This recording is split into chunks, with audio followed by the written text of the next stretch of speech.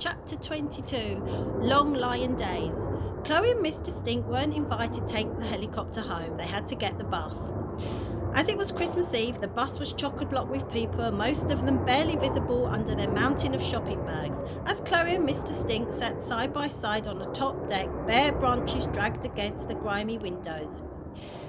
"Did you look at the look on his face when you told him to pick up his..." exclaimed Mr. Stink. "I can't believe I did it," said Chloe. "I'm so glad you did," said Mr. Stink. "Thank you so much for sticking up for me." "Well, you stuck up for me with that awful Rosamond." "Stick it up your bum. So naughty.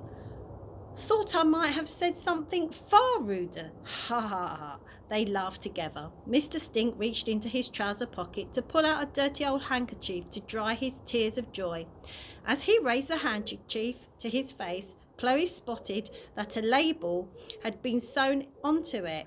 Peering closer, she saw that the label was made of silk, and a name was embroidered delicately on it. "Lord Darlington," she read. There was a silence for a moment. "Is that you?" said Chloe. "Are you a lord?" No, said Mr. Stink. "I'm just a humble vagabond. I got this handkerchief from a jumble sale." "May I see your silver spoon then?" said Chloe gently. Mr. Stink gave a resigned smile. He reached into his jacket pocket and slowly withdrew the spoon and handed it to Chloe. Chloe turned it over in her hands. Looking at it close up, she realised she had been wrong. It wasn't 3 letters engraved on it. It was a single letter on a crest, held on each side by a lion. A single capital letter D. "You are Lord Darlington?" said Chloe. "Let me see that old photograph again." Mr. Stink carefully pulled out his old black and white photo. Chloe studied it for a few seconds. It was just as she'd remembered, the beautiful young couple, the Rolls Royce, the stately home. Oh, now, when she looked at it, she could see the resemblance between the young man in the photo and the old tramp beside her. "And that's you in the picture." Chloe held the photograph delicately, knowing that was handling something very precious. Mr. Stink looked much younger, especially without his beard and dirt, but his eyes were twinkly. It was unmistakably him. "The game's up," said Mr. Stink. "That is me, Chloe, a lifetime ago." "And who's this lady with you?" "My wife." "Your wife? I didn't know you were married." "You didn't know I was a lord either," said Mr. Stink.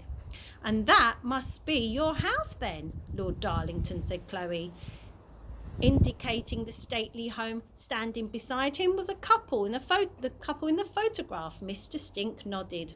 "Well then, now come, you're homeless now." "It's a long story, my dear," said Mr. Stink. "But I want to hear it," said Chloe. "Please. I've told you so much about my life, and I've always wanted to know your story, Mr. Stink, ever since I first saw you. I always knew you must have been a fascinating tale to tell." Mr. Stink took a breath.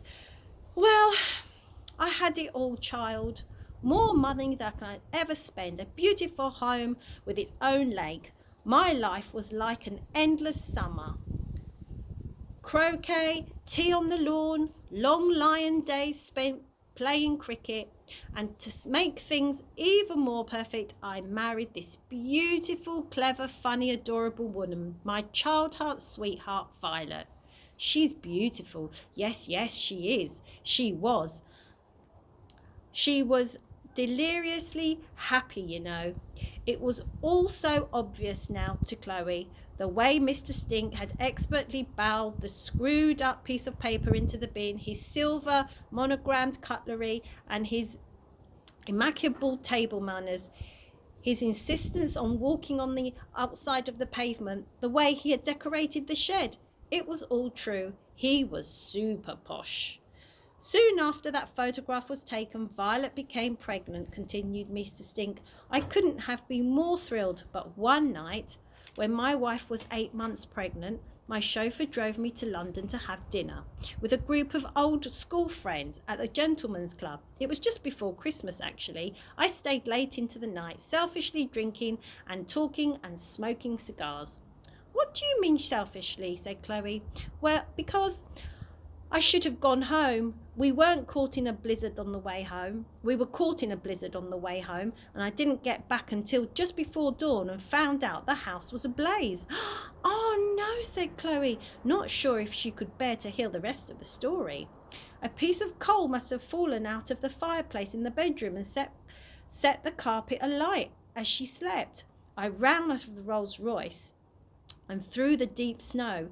Desperately, I tried to fight my way into the house, but the fire brigade wouldn't let me. It took 5 of them to hold me back. They tried their best to save her, but it was too late. The roof fell in, and Violet didn't stand a chance.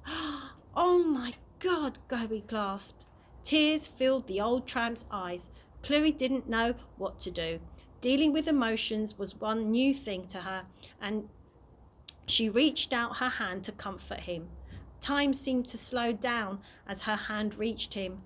This made the tears really flow, and she shook with half a century of pain.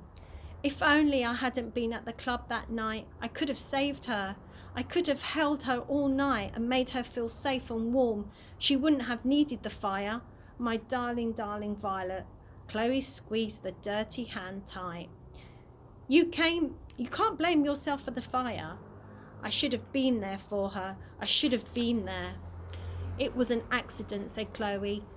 You have to forgive yourself. I can't. I never can.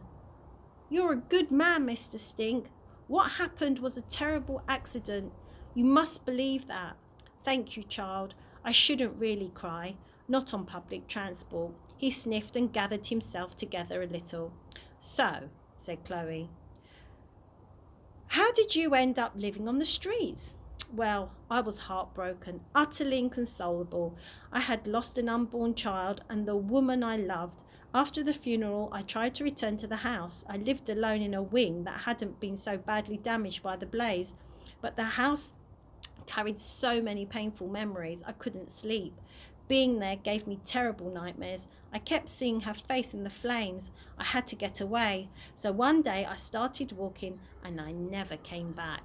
Oh, I'm so sorry, said Chloe. If people only knew that. Like I said on the television apparatus, every homeless person has a story to tell, said Mr. Stink. That's mine. I'm sorry I didn't involve spies or pirates or what would have. Real life isn't like that. I'm afraid. I didn't mean to upset you. Christmas must be the hardest time for you, said Chloe. Yes, yes, of course. Christmas is an emblem of happiness I find very hard to bear. It's a time when families come together. For me, it's a reminder of who's not there. The bus reached their stop and Chloe's arm found a home in Mr. Stink's as they walked towards the family home. She was relieved to see that all the reporters and camera crew had moved on. The funny old tramp must be old news by now. I just wish I could make everything right, said Chloe. But you are making everything right, Miss Chloe. Ever since you came and talked to me, you've made me smile again. You've been so kind to me. You know, if my child had ended up like you, I would have been very, very proud. Chloe was so touched she could hardly think what to say. Well, she said, I know you would have made a really great dad. Thank you, child. Unimaginable kindness. Nearing the house, Chloe looked at it and realised something. She didn't want to go home. She didn't want to live with that awful mother and to have to go into that terrible, horrible, posh school anymore. They walked in silence for a moment. Then Chloe took a deep breath and turned to Mr. Stink. I don't want you to go back there, she said. I want to go wandering with you. Tomorrow I will read chapter 23.